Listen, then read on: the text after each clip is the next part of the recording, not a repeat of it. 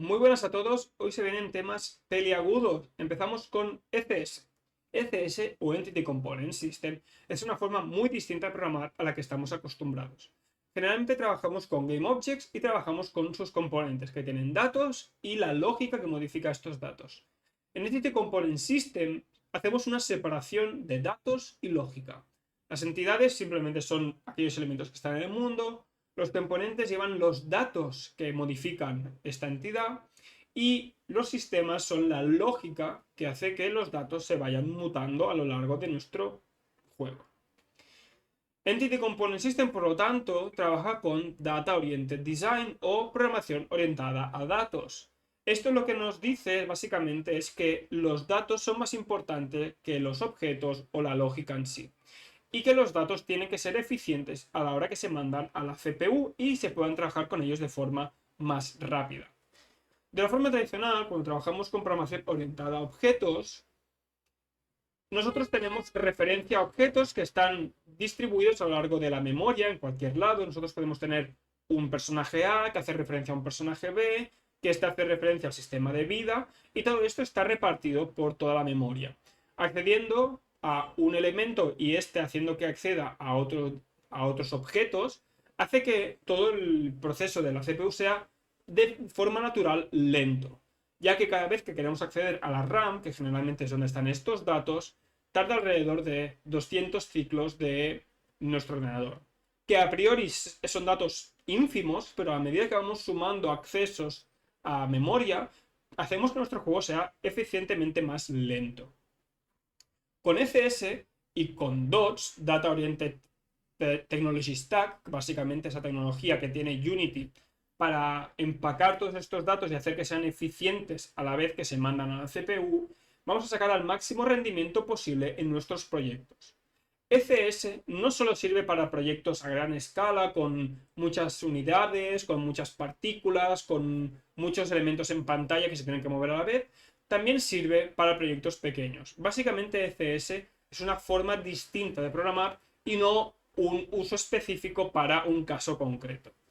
Soy partidario de que ECS puede usarse para todo y que además ECS sería una forma de programar mucho más preocupada para nuestro rendimiento. Vamos a ver cómo trabajar con ECS, vamos a ver cómo podemos añadirlo a nuestro proyecto y vamos a ver qué forma parte de este sistema. Un pequeño vídeo de primera toma de contacto. Cuando trabajamos con ECS, los packages principalmente que necesitamos añadir en nuestro proyecto para trabajar con ello son los siguientes. Son el sistema de Entities y el sistema de Entities Graphics. El primero básicamente nos trae todo el framework de Entities a nuestro proyecto y el segundo nos permite renderizar todas las meshes y todos los objetos que tengamos en pantalla. Una vez tenemos estos dos añadidos a nuestro proyecto, vamos a ver cómo añadir las entidades a nuestra escena. La forma básica de programar con entidades es muy parecida a la que trabajamos con GameObjects y componentes de forma tradicional. Pero hay un pequeño matiz. Para poder trabajar con entidades necesitamos crear una subescena que tenga un proceso de baking. Baking ya lo veremos, pero baking básicamente es transformar un GameObject a una entidad y sus datos y sus componentes que pasen a componentes de CS. Ya veremos cómo funciona, no nos preocupemos. Lo primero que vamos a crear es una subescena y lo vamos a guardar en cualquier lado. En este caso yo lo voy a guardar en una subescena que ya tenía generada de antes. Una vez tenemos esta subescena, básicamente podemos empezar a añadir aquí todos nuestros GameObjects y estos se irán transformando en entidades a medida que vayamos guardando la escena y se vayan vaqueando los objetos. Vamos a crear, por ejemplo, nuestro primer cubo 3D y vamos a ver que aquí nuestro cubo se ve como un GameObject normal y corriente. Tenemos el transform, tenemos la información de renderizado, tenemos su collider. Pero si subimos aquí abajo, podemos ver que en nuestro Entity Baking Preview, básicamente sería cómo se previsualizaría la entidad post-vaqueo, tendríamos todos estos componentes de aquí. De hecho, otra forma de previsualizar estos datos, si vamos aquí arriba a la derecha, al lado del log, al lado del candado, tenemos nuestro inspector de sistema de entidades. En este caso estamos en Authoring. Authoring es la forma tradicional en que se ven los GameObjects y los componentes antes del proceso de vaqueado de entidades y componentes. Tenemos el Mixed, que nos va a permitir previsualizar ambos valores cuando estemos en Play. Y luego tenemos el que nos va a interesar más, que es Runtime. Runtime lo que nos muestra es cómo se va a ver este GameObject o esta entidad cuando le demos al Play. Y por lo tanto, qué componentes se van a poner en esta entidad. Aquí podemos ver que tenemos tanto unos tags, ya veremos lo que son los tags. Tenemos el local to wall, que es un componente que va a definir nuestras posiciones en el mundo, rotaciones, escalas y demás. Y otros valores aquí que va a usar ECS o Unity por defecto para poder modificar y mostrar tanto los visuales como para poder tener los boundings de este objeto para que entre en la cámara y se renderice, su posición si se mueve y otros valores. Podemos ver que estos vienen por defecto con Unity y no podemos afectar a su baking a no ser que quitemos los componentes en el GameObject base. Si nosotros ahora, por ejemplo, volvemos a Authoring y le damos a Play, vamos a ver cómo esta escena, que ya está vaqueada, nos va a mostrar el GameObject de Unity como si fuera un GameObject normal y corriente. Pero esto ya es una entidad. ¿Cómo podemos saber que es una entidad? En Window tenemos el apartado de Entities y en Hierarchy podemos ver la jerarquía de entidades. Esta jerarquía es muy parecida a la jerarquía normal y corriente que estamos acostumbrados a trabajar, pero sirve mayormente para entidades. ¿Qué tenemos aquí? En entidades tenemos tanto las entidades del mundo que se han pregenerado en nuestras subescenas, como todos aquellos sistemas que forman parte del nivel del mundo actual. Vamos a ver que aquí también tenemos otro tipo de entidades que se llaman Entity Command Buffers. Ya veremos lo que son más adelante. Pero básicamente aquí tenemos todos los sistemas o entidades que modifican los componentes que hay en nuestro proyecto, en nuestro juego. Por otro lado, si nosotros ahora quisiésemos trabajar y hacer nuestros propios sistemas y nuestros propios componentes, tendríamos que empezar a añadir código. Vamos a crear nuestro sistema, un sistema muy sencillito antes de crear nuestros componentes personalizados y demás. Vamos a ver cómo se programa los sistemas para poder modificar datos. Veremos que la sintaxis de los scripts es bastante distinta a la que estamos acostumbrados, pero poco a poco nos haremos familiarizando con la forma de programar con ECS. Lo que vamos a hacer es crear nuestro primer script. Vamos a ver que, si mal no recuerdo mal, tenemos la zona de scripting y... no, aquí Entities, podemos crear nuestro primero eSystem script. Vamos a ver que para trabajar con sistemas, para poder crear nuestra propia lógica que modifique componentes, tenemos que trabajar con eSystem scripts. Vamos a poner movement system. Este, por ejemplo, será uno de nuestros sistemas de movimiento en nuestro proyecto. No el único, podemos tener distintos tipos de sistemas de movimiento, pero este es el que vamos a crear nosotros ahora mismo. Una vez abrimos nuestro sistema de movimiento que acabamos de crear, vamos a ponerle un namespace de rendering code y vamos a poner todo esto dentro. Vamos a ver que para poder trabajar con ECS, lo primero que tenemos que hacer es crear una estructura parcial. Vamos a poner public, aunque aquí puede ser privado lo que queramos. Vamos a tener que crear parcial, ya que Unity lo que hace posteriormente es usar un source code generator para poder añadir todos estos componentes que faltan en nuestro código para que funcione todo con el sistema de ECS. El partial es necesario por la generación esta automática de código. Por otra parte, cuando trabajamos con un eSystem, tenemos tres funciones que podemos llamar. El onCreate, que sería el start o el awake de nuestro sistema. Teníamos el onDestroy para cuando se destruye este objeto. Y finalmente tenemos el onUpdate, que no se llama cada vez que se updatee este sistema. Vamos a hacer una lógica muy sencilla. Vamos a hacer una lógica donde vamos a quitar el create, vamos a quitar el destroy y simplemente vamos a hacer que, iterando por todas las entidades que tengan un comportamiento de movimiento, los vamos a empezar a mover hacia adelante, por decir alguna cosa. Para programar esto, vamos a tener que hacer un for each, ya que cuando trabajemos con ECS, siempre vamos a estar pensando en trabajar con datos de forma masiva. Aunque trabajemos por un solo dato o un grupo pequeño de datos, vamos a estar pensando en trabajar con muchos datos. Lo que vamos a hacer aquí es usar el state y vamos a hacer un state entity manager y vamos a hacer, bueno, podemos usar el state o podemos usar el system API. El system API básicamente es una clase utility que nos permite acceder de forma rápida a todos los valores que vendrían dados por el state o, ya veremos más adelante, por otros sistemas. Con el system.api tenemos acceso a, ya veremos qué son, getBuffer, getAspect, tenemos los existence, getComponentLookups, todo esto lo veremos poco a poco a medida que vayamos viendo esta serie de vídeos. Lo que nos va a interesar ahora es el query. El query lo que nos va a permitir es decir, mira, yo quiero acceder a todas estas entidades que tengan un conjunto de componentes concreto. Por ejemplo, vamos a querer acceder a todos aquellos componentes que tengan un local transform. Vamos a ver que local transform, aunque es lo que queremos acceder, tenemos que especificarle el tipo de acceso que queremos para este componente.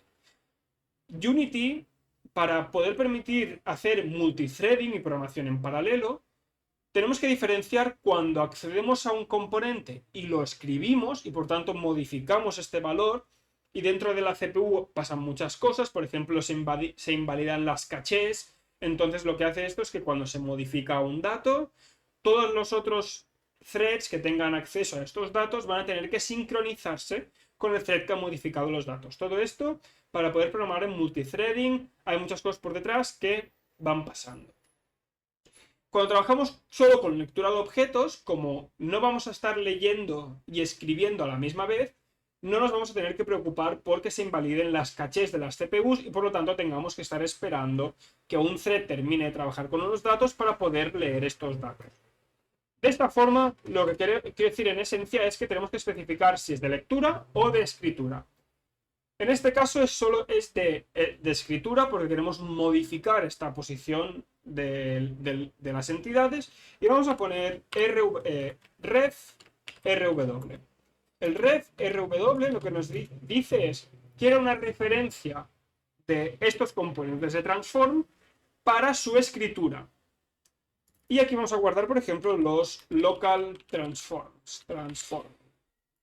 Una vez tenemos acceso a esto, estamos iterando de forma eficiente en la CPU, podemos hacer aquí cualquier cosa. Por ejemplo, vamos a hacer que su valor de escritura, value read write, reference write, vamos a hacer que su posición aumente, por ejemplo, no lo sé, 5 unidades por segundo. El segundo lo vamos a sacar de systemapi.time y .delta. El .time es un sistema singleton que está en la escena, y tiene todos estos datos de tiempo, el fixed update, el fixed delta time, el delta time y valores de tiempo desde el inicio de la escena. Tiene todos los valores del tiempo. Aquí podemos ver todos los que tiene. El upset time, fixed delta time, y parece ser que no tiene más. Una vez tenemos esto programado, podemos especificar si quisiésemos. A ver qué ha pasado aquí. Ya está, perfecto. Ya veremos más adelante que todos estos sistemas forman parte de grupos de otros sistemas que se actualizan en distintos momentos del frame, pero ahora mismo vamos a mantenerlo así. Vamos a ver cómo funciona este sistema. Vamos a poner la cámara mirando desde aquí, por ejemplo, para que podamos ver cómo sale de pantalla. De hecho, esto, más 5, vamos a ponerle un vector director. Vamos a poner que se mueva, por ejemplo, un float 3 solo en el eje X, por ejemplo. Vamos a poner 0 y 0. Y aquí FF y vamos a poner un new float. Como esto es una estructura, no nos preocupemos del new, ya que esto no va a generar garbage. Vamos a volver a nuestra escena y vamos a esperar que recargue el dominio. Vamos a quitar que podamos, que cada vez que le demos a la escena tengamos que recargar todo el dominio. Project Settings, recordemos, en Editor, bajamos abajo del todo, Reload Scene Only. Vamos al play y no se mueve. Vale, esto es porque cuando trabajamos con Unity por defecto no sabe que este componente va a moverse por el mundo. Vemos que nuestro código funciona de forma igual. De hecho, he puesto un componente aquí que no es necesario, vamos a quitarlo. Pero básicamente Unity por defecto, cuando tenemos un objeto en escena, no sabe que ese objeto se va a mover. Vamos a hacer un código muy pequeño para decirle a Unity que ese objeto se va a mover y por lo tanto que le añada un componente de local transform. Vamos a añadir un nuevo script que básicamente le va a dotar a nuestros GameObjects de la capacidad de moverse en runtime. Vamos a hacer, por ejemplo, move GameObject. Vamos a poner mejor move authority. Esto va a ser un monoBehavior y este monoBehavior no va a tener nada más que, ya lo veremos el próximo día con más detalle, pero vamos a ver que tiene una clase que se va a llamar Baker y que este Baker, de hecho vamos a llamarle moveBaker para no repetir nombres, moveAuthority. Y una vez tenemos puesto todo esto, le vamos a decir que getEntity, geAuthoring y le vamos a poner dynamic. Vamos a poner solo este código. Este código lo veremos el próximo día, el próximo vídeo o cuando sea. Nos va a permitir decirle a Unity, oye, este objeto que estamos trabajando ahora va a moverse, es dinámico, por lo tanto añádele un local transform. Si no, Unity no va a saber que este objeto se tiene que mover en esencia. Vamos a añadirle nuestro nuevo GameObject a nuestro nuevo componente a nuestro GameObject, moveAuthority, y vemos que ahora se ha añadido un nuevo componente que es el de local transform. De hecho, si lo quitamos, vemos que aquí no tiene el componente de local transform, de hecho no se le puede encontrar. Una vez añadimos nuestro componente, este código que hemos hecho del getEntityDynamic va a hacer que Unity identifique este objeto como dinámico y por lo tanto que se va a mover en runtime. Aquí tenemos el local to world, que es el local transform, que es el que nosotros queremos modificar. Y ahora cuando le damos al play, nuestro cubo ya se va a mover. De hecho, cuando le damos a escena no se va a ver, pero podemos abrir un poquito más el plano, coger la cámara y darle al play. Podemos ver cómo el cubo se está moviendo y aquí en nuestra jerarquía de entidades tenemos por aquí, a ver, move, tenemos nuestro sistema de movimiento. Pone que se está simulando, que está ejecutándose en runtime e incluso lo podríamos ver en Window Entity Systems y aquí tenemos los distintos sistemas que veremos el próximo día, pero básicamente se encuentra dentro de aquí, del Update Movement System. Este sistema que es nuestro namespace, se está ejecutando y está haciendo la lógica que hemos visto hace un momento. Por lo tanto, esta es una introducción con ECS, hemos visto lo que es una entidad, hemos visto cómo modificar componentes a través de un sistema y esta es la esencia básica. De aquí vamos a empezar a crecer un montón de... Vamos a añadir un montón de conceptos, vamos a empezar a crecer lo que sería nuestro proyecto, vamos a aprender cómo usarlo en otros contextos, cómo empezar a ver, modificar varios componentes en paralelo, vamos a ver lo que son los aspectos, vamos a ver lo que son las queries, vamos a ver lo que son los component lookups y otras cosas que veremos en próximos vídeos. Espero que os haya parecido interesante. Cualquier duda que tengáis, ponedlo en la caja de comentarios y nos vemos el próximo día.